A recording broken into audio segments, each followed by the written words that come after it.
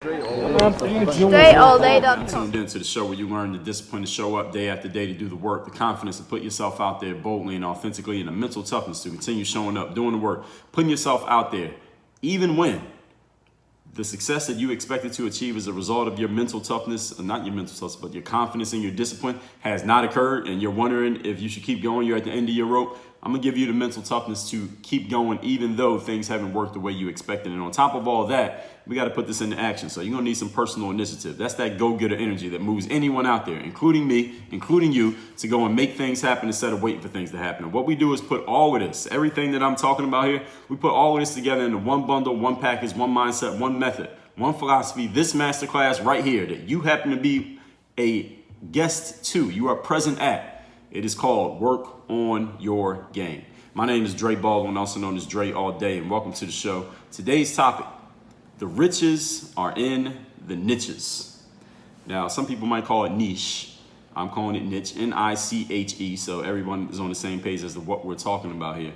The reason why I'm talking about this subject, I'm making this particularly for all of the solopreneurs, entrepreneurs, freelancers, anyone who's in a marketplace and you're trying to figure out how the hell you're going to stand out when there are so many people who might be doing something similar to you, or it appears they're similar to you, and you're just trying to figure out how do you differentiate yourself so people know you as being a specific person in a specific area, as opposed to you just being one of many, like a regular sized fish in a huge ocean, as opposed to being your own fish in maybe an ocean or a pond or a lake that only you own.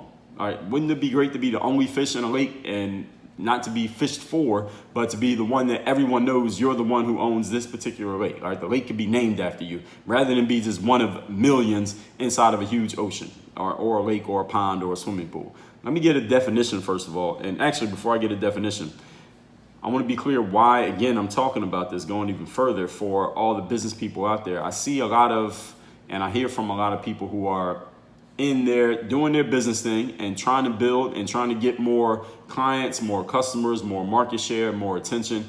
And the biggest challenge that a lot of people have, and this is the thing that people say to me, well, how do I stand out? How do I get more clients? How do I get more people to know me? How am I able to charge higher prices? How can I do these things? And the main reason why many people have this challenge, and it's not just the people that I've heard from, but millions of others who don't even know who I am and I don't know who they are, have this exact same problem. And here's the reason. They are too broad and too general in what they're offering. Therefore, you're competing against a whole lot of other people. Therefore, there's no way that your target customer, if you even have one, knows that you're the one that is specifically what they need. So let me give you a definition, first of all, of this very phrase, niche. And I got this definition from the Collins Dictionary, and I quote, niche in the market is a specific area of marketing which has its own particular requirements, customers, and products. Niche marketing is the practice of dividing the market into specialized areas for which particular products are made. A niche market is one of those specialized areas. So in other words, breaking down this definition here, being in a niche area is taking a broad topic and making yourself specific in that area so that when someone's looking for that specific thing, they come to you. A general example. You could be a general practitioner as a doctor, all right, that is technically a doctor, but if someone has injured their back, you could specialize in helping people with their backs. We call that a chiropractor.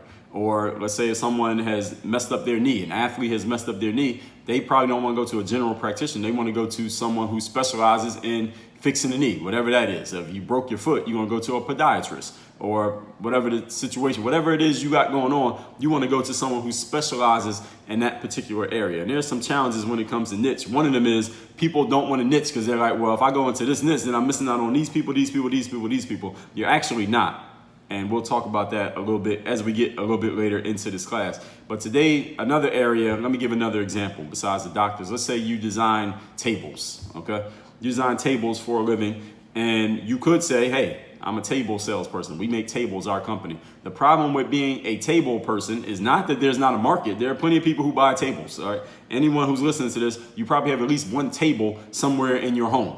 The challenge is, how do I know where to buy my table from if there are millions of people out there selling tables? Am I just going to buy the cheapest one? Probably, unless somebody can tell me. Let's look at that definition again that I gave you earlier.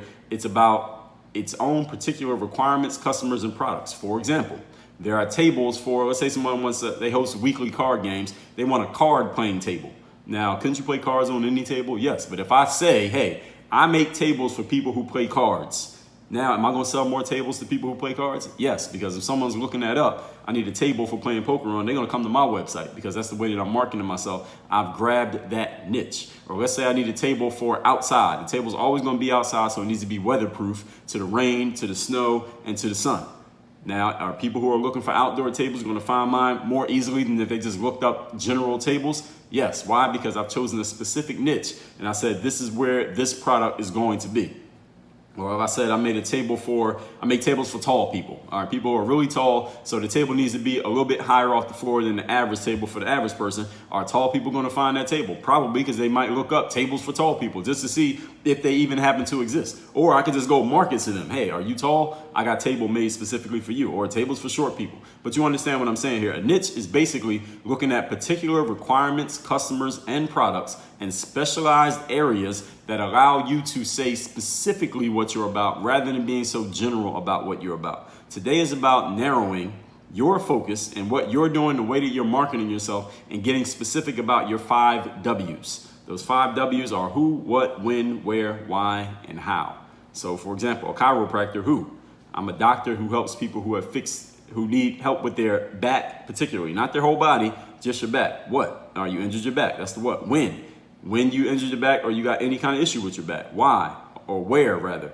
At the chiropractor's office. Why? Because you don't want to have a bad back. You probably won't be able to stand up or run or jump or pick up your kids. And how? Well, come into the office and I'll charge you for a consultation and I'll show you how. So this is answering these 5 W's. When you can get, the more specific you can get in answering the 5 W's of who, what, when, where, why, and how, 5 W's and an H of what you do, that's when you know you have targeted a specific niche. And the more clearly you can answer these 5 questions, that's when you know you're in a niche. So if you're listening to me right now and you can't answer these questions, who, what, when, where, why, how, in any way that is you can't answer them with any kind of specificity, meaning you can say, let's say you're a basketball trainer, for example. We're going to use them as an example in today's show as we get into our points. And someone says, all right, who, what, when, where, why, how? Who, basketball trainer, what, train people for basketball, when you want to get better, where, at a basketball gym, why, because you want to play better at basketball, how, I train you to make you better. All right, now how many basketball trainers can say the exact same thing that you just said? 1 million, all right? So is that niche? Is that specific? No and no. All right, are you going to dominate a market with that? Hell no. All right, you're going to be looking and wondering why don't people know who you are is because your answers are too broad and too general. So let's get into our points before I step on the first point here. The topic today, again, is the riches are in the niches. Point number 1, the more broad your scope and the way you describe yourself and the way you market yourself and position yourself, the harder it will be to separate yourself from competition. For example, the basketball trainer, like I just said, there are so many of them. How do I choose one? Well, let's say you're a woman fitness trainer and you sell a booty building program. You know, there are plenty of those out on Instagram. I'm sure all of you have seen them. How do you separate yourself from all the other women who are selling the booty building program? And if you're a basketball trainer, how do you separate yourself from all the other basketball trainers who are on YouTube doing dribbling drills? How do you separate yourself from everybody else when everyone's doing the same damn thing? Well, if I'm a customer and I'm looking for the booty building program or a basketball trainer, maybe I get a referral from somebody who's already been through it. Say, yo, you need to hit up this person. Maybe I meet someone who is selling that training, and now that I have a personal connection, that's the reason I hire you. Maybe I've already been following them on YouTube or Instagram for years, so when I want to hire someone, they're the person I go to.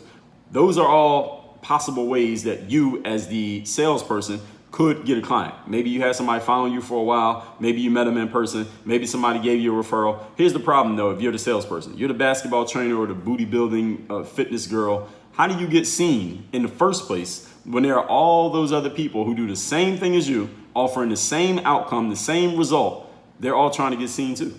All right, they're all posting blog posts and inspirational Instagram captions and making YouTube videos. They're all doing the same thing that you're doing. How are you even going to stand out in the first place to even get referred, to meet someone, or to be followed? How is that even going? How do you even get started? That's a good question that needs to be answered. And besides just coming out and saying, hey, my program is better than all these other programs out there. That's one thing that people can say, hey, I'm just better. I'm a better trainer than this person over here. I can help build your booty a little bit thicker than that girl over there can. Besides me claiming that I'm better than everybody, because that's too volatile. There's nothing what distinguishes you from everybody else. And when I say distinguishes, I don't mean what you have to say and what you have to explain. See, if I say that I'm better than the next basketball trainer out there. Now I got to explain why I'm better. And you might not agree with me. And my explanation might take too long. All right, you got to be able to say what distinguishes you from everybody else out there. And if you can't say it in a very short, like 10 seconds or less, all right, then you have not clearly established what distinguishes you, which means nothing distinguishes you, which means you're swimming in what they call a red ocean. The ocean is red because there's a whole lot of blood in it because there's all these bodies, everybody trying to swim there. Blue ocean, there's no blood. All right, there are no bodies because it's just you. So let me give you a better idea. Let's say, for example, you're a basketball trainer. Basketball trainer who teaches footwork for big men. All this basketball trainer does, this particular trainer, this fictitious trainer, all they do is teach players who are 6'8" and taller how to move their feet smoothly on a basketball court. That is a niche. So any player who's 6'9" and they need to work on their footwork, guess who they're gonna call? They're gonna call me the big man footwork basketball trainer. But if I was just a general practitioner basketball trainer and I say, well, yeah, you need help with footwork, I can do that. Oh, you need help with dribbling, I can do that. You need help with shooting a three-pointer, I can do that. If you try to be everything to everybody, as the saying goes, you end up becoming no one to nobody. The basketball trainer footwork for big men owns that market. So every big man who's 6'8" or taller, who needs to work on their footwork, that movement fluidity is going to call the basketball trainer for footwork for big men. Why? Because they've owned that market. You understand that? Let's say you're doing the booty building program. Well, a lot of girls want that, but how do you separate yourself? You can say, well, I do booty building program for women who have had a baby within the last 6 months or the first 6 months after you have your baby. I'm the one who's going to help you. All right, that's my particular niche. Not just some random girl who never had kids, not some woman whose kids are 20 and 30 years old, a woman who just had a baby in the first 6 months after the baby. I'm the one you need to call to get your body back in the shape that you want to get in. That's a niche. Now, that one could even be very broad too, because I've seen people who do that. So you can get even more specific in whatever area you want to. You can say you do it only for black women. You say you only do it for Jewish people. You say you only do it in one particular neighborhood because you do everything in person. Whatever way you want to do it, but you want to get as specific as possible to where you own a particular area and make sure there's enough people in the area that you could there's something to own. You don't want to own an area where nobody exists, okay? So figure out where can you own a space that is within your realm of skills, something that you can actually do, but it distinguishes you from everybody else who's doing the same thing so that you can actually say, hey, this is what I do that other people don't do. Again, think the chiropractor versus the general practitioner. The biggest challenge that a lot of people have with this is their emotional tie to, well, if I niche down to a specific area, then I can't get all these other people in all these other areas that I'm excluding. Well, that's the point. That's what you want to do. You want to niche down to a particular area because, listen, as the saying goes, having 100% of something is better than having some of something is better than having 100% of nothing. That's the way that it's supposed to go. I have a friend who teaches mindfulness. She's a mindfulness coach, for lack of a better description. But what she focuses on, at least one thing I know she focuses on, is teaching C-level executives and their teams. That is a niche. Rather than just being a mindfulness coach, because there are a million of those out there, nothing would make her stand out. She's just a mindfulness coach. She focuses on teaching C-level executives and their teams. That's a niche area. Now, she may go even further niche than that. I don't know enough about her business to tell you the next level that she may niche down into, but it's a good start to say, all right, I'm not just teaching mindfulness to any Joe Schmo. I'm teaching mindfulness to people who are C-level executives. Then she could go to another level and another level and another level. I don't know if she has yet, but at least she's taking the first step. Point number 2. Today's topic is the riches are in the niches. Number 2, it is hard to prove that you are, quote, better, close quote, than someone else. Even if you think you are, that's really hard to prove. I know a woman who's a personal trainer. She's a really good trainer. I know she's a good trainer because I have worked with her, so I know that she's good. I've seen what she does. I've seen her testimonials. I've seen the people that she's worked with. I've seen the stuff that she demonstrates. I was like, all right, this woman is actually very good. The challenge is there are a million personal trainers out there. And here's the thing. Sometimes I would talk to her and she would say something like, well, I saw this other woman training and she had some video on YouTube or the way someone teaches a class. And she would start talking about the other woman as if like something's wrong with her. Like she's not that good. My stuff is better than hers. Her stuff's not that good. Look at the way she's teaching. She could do this better. This is wrong, et cetera, et cetera. And I would always have to explain to her like, yo, it doesn't really matter what you think because of course you're going to think you're better. All right, every basketball trainer thinks, or many of them think they're the best trainer. Every woman with the booty building program think they're the best one with the booty building program. But you can't prove that you're better than someone else, because being better is subjective and opinion based. What's better than, who's better between these two trainers? It's all based on the opinion of the person who's looking at it. You can't prove that as a fact that you're better than somebody. So it's a tough way to win to say that you're better. But when you're clearly different from everyone else, there's no explanation needed when you can make that difference obvious. Let me say that one again. It's a really important point. When you are clearly different from your competition, as opposed to trying to prove that you're better, you don't need to explain when you're different. All right, as long as you can make the difference obvious, whatever it happens to be. Now, again, if I'm a basketball trainer, I could walk around and claim, hey, I played professional basketball. I did all these drills you can see on YouTube. I got more experience than every other trainer out there. And I could still not be chosen by the prospective client who heard everything that I said. Why? Because they got a different opinion than what I have. But if I say I specialize in helping players who are 5'8" or shorter, I help you get your shot off against players who are taller than you. Now, every player who's 5'8" or shorter is looking me up. Why? Because I specialize in helping players who are undersized getting their shots off against taller basketball players. That is a niche. Now, some basketball trainers who are listening to this, you need to be using these ideas. I'm giving you free game right here if you ain't paying attention. Getting into the niche means excluding trying to get, quote, everybody, close quote, because listen, let me ask you, how is it going so far? Are you trying to get everybody in the market? Has that been working for you? Just trying to target everybody in the market who might be interested in this thing? No. Now, has somebody come across you and stumbled upon you and ended up paying you and signing up with you and buying something from you in the past? Sure. But do you see a common theme? Do you see a common niche that everyone's coming to you for that you could niche down into specifically? Maybe you do. If you don't, then the world is your oyster. You need to choose something that you can especially dominate, that you know this area so well, so deeply, that people have to come to you for that thing. And there's a market for it. Right? Again, basketball trainers, these are good ideas what I'm giving you here. If I could be a basketball trainer teaching 5'8". Again, if you're 5'8" or shorter, I will teach you how to get your shots off without getting your shots blocked by players who are taller than you, because most of the players you play against are going to be taller than you. I can own that market. Or I could teach 6'9" guys how to move around because they tend to be a little bit clumsy. Their footwork isn't always as smooth as the shorter guys. Somebody needs to own one of these niches. And in anything that you do, you got to decide what your niche is going to be. Niche down and get more specific as to what you do. And here's the thing that you got to understand.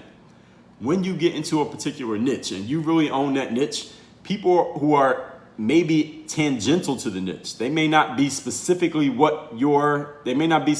your target prospect, they're still going to come to you. Why? Because they may want elements of what you do that could help them out. For example, if someone's hips are bothering them, they might still go to the chiropractor because they may believe with the kinetic chain, there may be something in their back that is causing the hip issue. Even though they believe they have a hip issue, they'll still go to the back doctor because they think fixing the back could help what's going on with their hip. If I'm a 6'3" basketball player and I hear that you're the 5'8" and under basketball trainer, I might still call you because I need to learn how to get my shots off against players who are 6'8". Now, I got 6'8" guys guarding me, and I'm having trouble getting my shot off. I know you target 5'8" guys, but shit, I got to learn from you too. The same principles you teach them, you can teach me. I'm still going to call you. Because what I hear and what you say is not the 5'8" part. What I hear is getting your shot off against taller players. Well, listen, I got that problem too. Even though I'm not 5'8", I'm 6'3", I still got the problem. So I'm still going to come to you.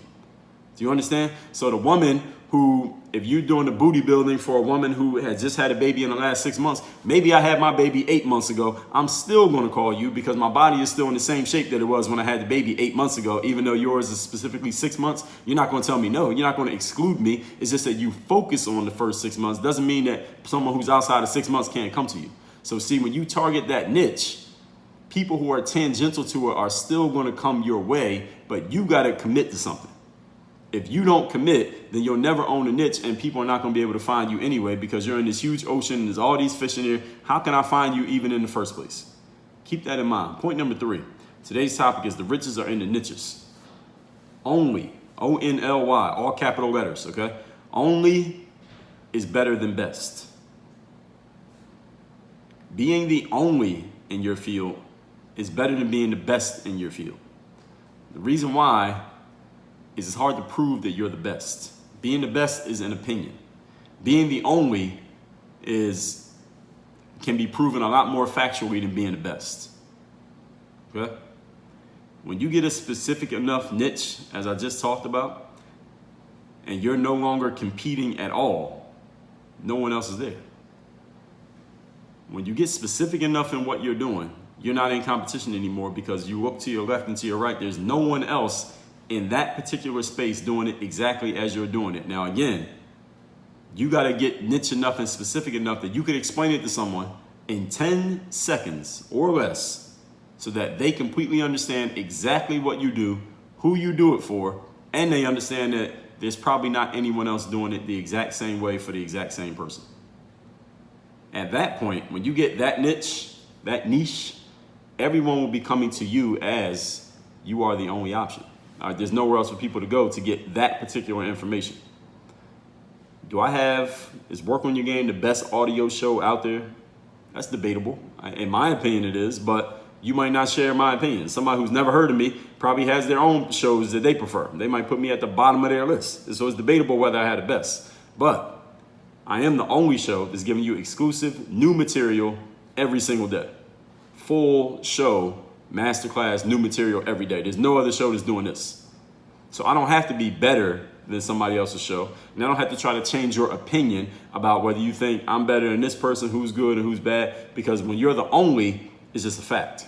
When I say there's no other show, solo show is giving you an exclusive masterclass, brand new, fresh material every single day. There is no other show that fits that description. There isn't one. Being the only is better than being the best.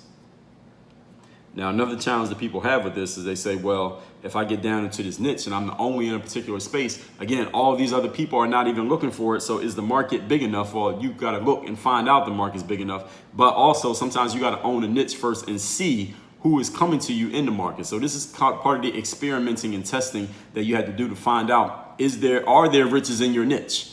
But you got to get into a niche to find the riches first, okay? If you can see where that niche is, maybe if you see somebody else already doing it, well, that might not be the niche that you want to step into.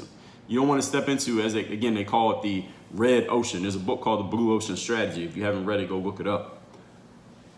But when you hit that right niche, and it's something where you can actually deliver and you can give value and you can prove that you're good, all right, that's when things start working for you. But you got to find that niche first. And you got to be willing to commit to the niche so that people can actually see and establish, all right, this is what this person's bringing. This is what this person's about. Let me go check them out and see what they're doing. So let's recap today's class, which is the riches are in the niches. As Collins Dictionary says, being niche in a market means an area that has its own particular requirements, customers, and products. It means dividing the market into a specialized area for which particular products are made for a particular customer. Today is about narrowing your focus and getting specific about your 5 W's. Who, what, when, where, why, how. When you can be really specific to the answers to those 5, 6 questions, that's when you know you have a niche. Point number 1, the more broad your work, the harder it will be to separate yourself from competitors. So a basketball trainer or a woman teaching booty building, there are too many of them. So how does somebody even choose one? And if you're a trainer, how do you get seen when everybody else is using the same strategies that you're using? And besides claiming that you're the best, how do you distinguish yourself from everyone else? Or can you even? A better idea is to get more niche. So instead of saying you just do booty building, say you do it for a particular group of people, a particular demographic. You're a basketball trainer, say, well, I train players who are 6'9" and up, nobody else. Or I train players who are 5'8" and shorter. So now you are claiming a niche area so that anyone who fits into that, they're much rather going to come to you rather than go to the general practitioners. Again, if something's wrong with my back, I'd rather see a chiropractor than a general practitioner because I know that they specialize in a particular need that I have. I have a friend who teaches mindfulness, but instead of just being a general mindfulness coach, there are too many of them. She would never get seen. She focuses on C-level executives. Now, are there a whole bunch of people doing that? I don't know. I don't know the area enough, but at least she took the first step to niching down. You need to do the same thing. Point number 2, it's hard to prove that you're better than someone. Being better than someone is subjective and is based on opinion. It's a tough way to win trying to prove that you're better. But when you are clearly different, you don't need to give a long explanation as to why. Because if you can make that difference obvious, people can see it for themselves. You don't have to say anything. Now, I could say as a basketball trainer, hey, I played pro ball, I did drills, I'm better than these people on YouTube, and I can still not sway somebody's opinion. But if I say I specialize in helping players who are 5'8" or shorter getting their shot off, that's when people are going to start looking me up. And even when I do that, players who are taller than 5'8", a player who's 6'1", they might still come to me because they got some 6'5" guys guarding them and keeps blocking their shot. They want to learn the same principles that I'm teaching, even though I'm not specifically targeting them. So people will still come to you even when you're not targeting them specifically because of the niche, because you specialize in an area. So somebody might want just a piece of what you specialize in that could help them, even though everything you do is not all for them. You understand? And point number 3, being the only is better than being the best. When you get specific enough in your niche, you are no longer competing because there is no one else there to compete against you. Everyone will be coming to you as you are the only option. So me, if I specialize in helping players who are 5'8" or shorter get their shot off against taller people, guess who's going to keep coming to me? Anyone who's having a problem getting their shot off against taller people. It doesn't matter if they're 5'8" or shorter. That's my target. But people who are taller than 5'8" are still going to come to me because they're like, yo, this guy helps people get their shot off. I don't care if it's a 5'8" people. I can use the same principles. This is what happens when you start niching down. So you don't have to be better than anyone. You don't have to try to sway people's opinion. When you are the only option, people ain't got no choice but to come to you. That's why you want to own a niche. Work on your game. Dre all day.